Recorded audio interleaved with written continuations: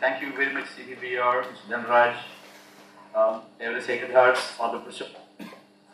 Though via Skype, I'm so excited to be here again at Xavier Sacred Hearts College, my alma mater, where I was a student from 82 to 84 doing my pre-degree. I approached CPPR and Xavier Sacred Hearts for having a full day of deliberations to provide an overview of the ongoing U.S. presidential election campaign and positions taken by these candidates, especially with India's interests as the backdrop.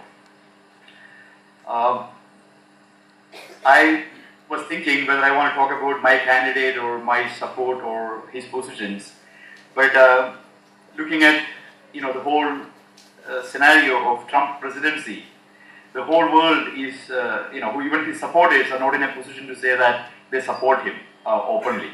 So I'm going to take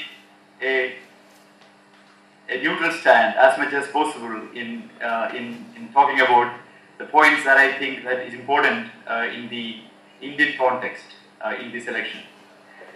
Yes, the United States is heading to the polls on November 8th, just 44 days from today, to elect its 45th president. As it is universally accepted and settled by now, the options American people have this time around are very limited. Both the candidates are extremely divisive and controversial, and most voters will cast their votes against the opponent of their choice than actually for their choice. So let me start with the historic candidate Hillary Rodham Clinton. She has impressively made history as the first woman to win the presidential nomination for a major US political party.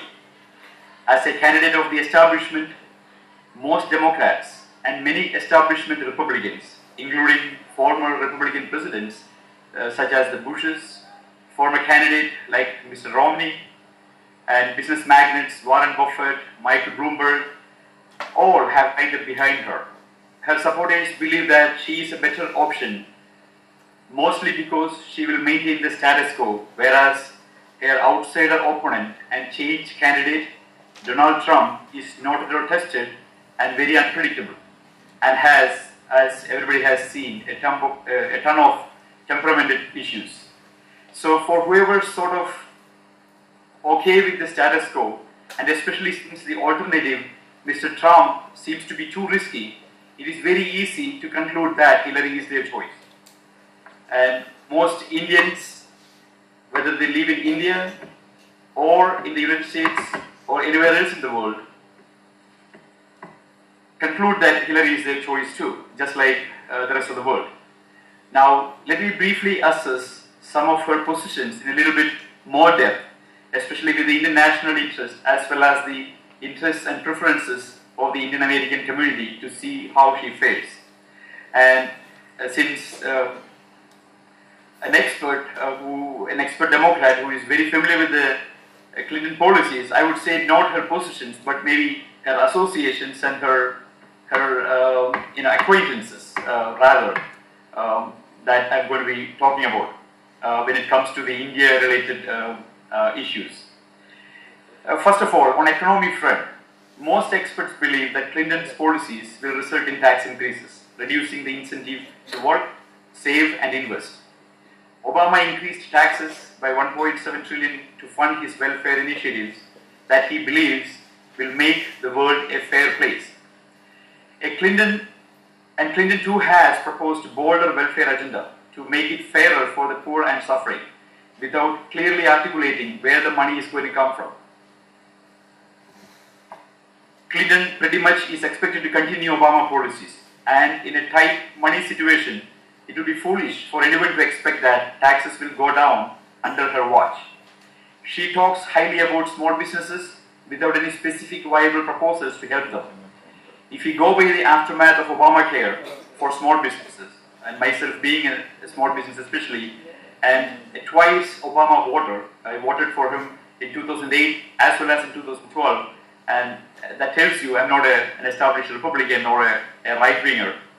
So, but just by the aftermath of Obamacare and what happened to small businesses, and which will stay under Clinton presidency, small businesses cannot expect any dramatic improvement in their situation.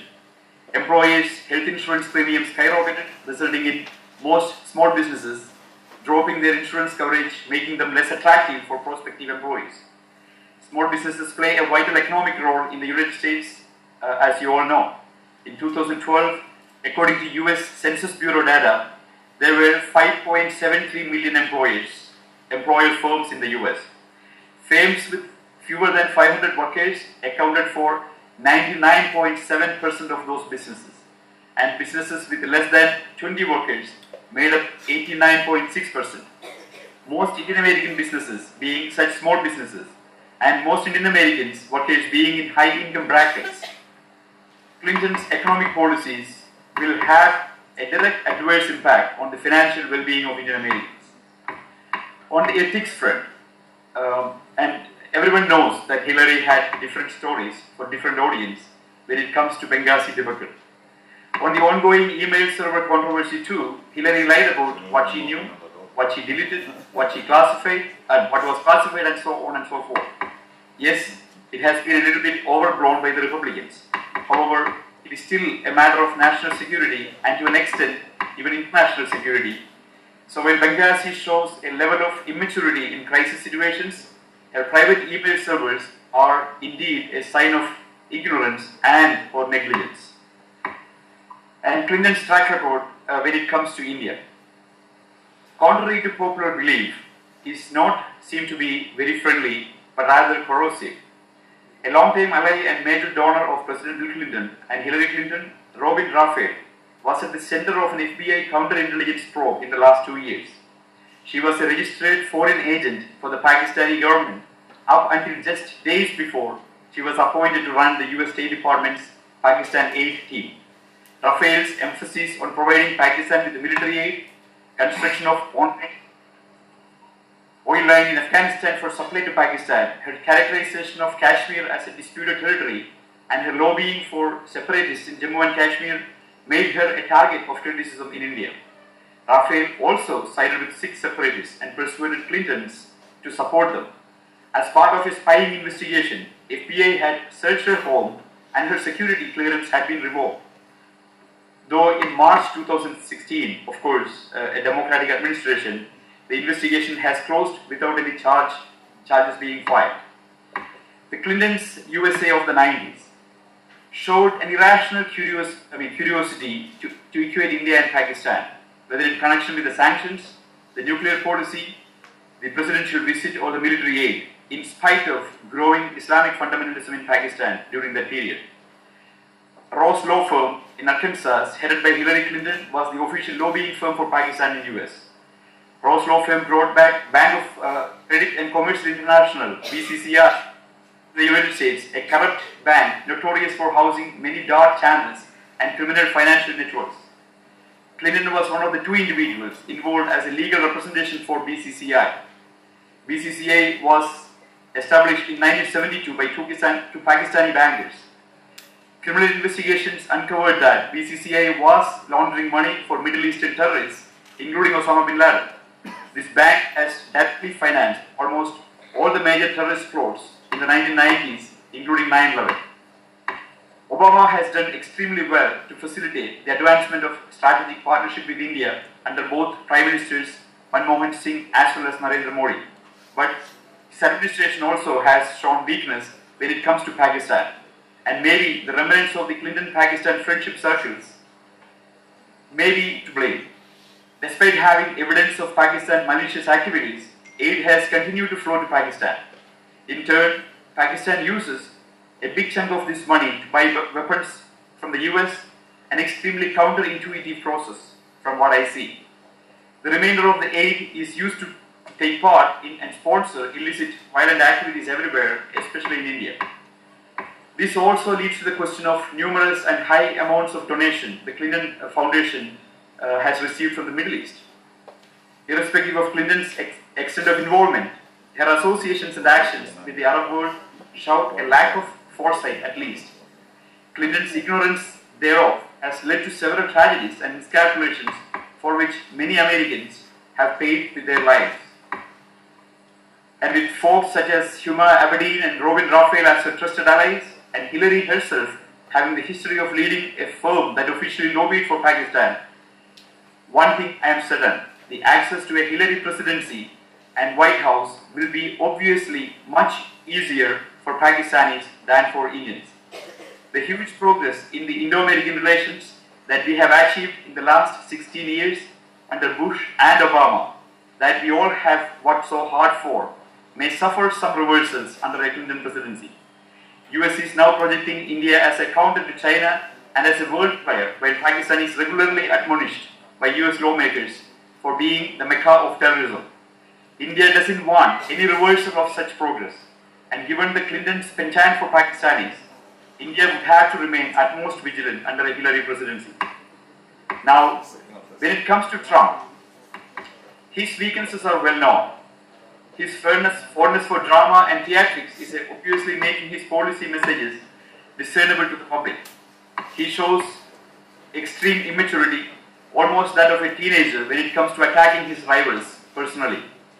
In the primary season, he was debating personality traits and looks instead of policy positions. He is supposed to be over-projecting his business's successes, his portfolios and his net worth. He doesn't show empathy where it is due, and he ridicules people for their minor flaws in spite of their larger-than-life achievements. He is notorious for bluntness and lack of strategic thinking. He seems to be blurting out whatever comes to his mind at the spur of the moment. He seems to be changing his positions more often than people can tolerate. Clearly, he doesn't have the temperament or sophistication to become the most powerful man on planet Earth. Then, why is he still holding up as a viable candidate? Both panelists have mentioned briefly about this, but again, first of all, he is running to make America great again with a country-first rallying cry. For folks who think America is already great, his message is not resonating well at all. And that includes most minorities, most immigrants who came from much lesser standards of living, and women, of course. When these sections of the society benefited greatly in the last 50 years, the one important section that suffered economically was the working class white men. Apparently, some of his policy positions, when compared to that of Hillary's, is resonating well with the huge majority of working class white people. Then coming out and voting for him, this majority population coming out and voting for him in huge numbers, as America has never seen before, is the only way for Trump to the White House. On the economic front, him being a businessman obviously understands the problems of running a business, especially small businesses. He has proposed to reduce taxes. He proposed to relieve taxpayers by excluding childcare expenses from taxation. He intends to abolish estate taxes, lower business income tax to 15%, and remove limitations and taxation of foreign investments in America. American economy has only grown 1.2% over the last year, the weakest recovery since Great Depression. Terrible consequences of massive taxation, regulation, and bad trade deals and massive bureaucratic mess, according to Trump and his policy experts, is the reason for such slow pace of growth. This is definitely a reason why wealthy and self-employed Indian Americans, in my opinion, should have a second look at Trump, as they are going to benefit tremendously under his economic agenda. He exhibits enormous strength when it comes to strong defense and controlling illegal immigration, a very popular message in the majority white community. Especially with the weekly terrorist attacks happening in US cities, his support base is going to be more energized with each terror plot unfolding. He wants to put a stop to the refugee intake from the war-torn Arab countries. Mr. Trump, along with a huge majority of US citizens, believe that there is not enough data on these potential refugees to vet them properly before admitting to United States. To reinforce their fears, just last week, a few days ago, the Department of Homeland Security reported that at least 858 illegal immigrants on the deportation list, and some with potential terrorist ties that had been ordered, deported or removed under another name, were improperly granted US citizenship due to a failure to maintain adequate fingerprinting records. Trump is definitely the law and order candidate. In the continuing violence against police in major US cities, he is obviously on the side of the police, unlike Hillary, who sides with agitating sections of the society. Indian Americans, who are extremely concerned about safety and security for their families, may find an ally in Trump if they can ignore his immaturity, mannerisms, and lack of presidential demeanor. Is it okay to ignore those qualities is the million-dollar question. He intends to renegotiate trade deals, especially NAFTA, a very unpopular trade deal with Canada and Mexico. He proposed to withdraw from TPP that he contends will destroy the US car industry. According to Peterson Institute, TPP would increase the US automobile trading deficit by 23 billion by 2025. He also intends to apply tariffs and duties to countries that take advantage of liberal American policies. He proposed massive investment to improve US domestic infrastructures, including roads, bridges, and airports, a direct indication of improving America. These proposals, if implemented, are definitely in the best interest of Indian Americans as well. On the Indo-American front, like in many other areas, Trump is not tested. However, he intends to seek Indian assistance to deal with Pakistan. He is the #1 enemy of Islamic fundamentalism emanating from Pakistan, which India is dealing with for decades. So far, he had only praises for India and its leaders. All the data so far indicates that he could continue the Bush-Obama agenda of strengthening India as a US partner in Asia. Considering all the facts, and in conclusion, I think India and Indian Americans should remain open for the weeks to come and see how the policies of Trump and Clinton unfold on the debating stages before making a final call. That's all from my side. Thank you.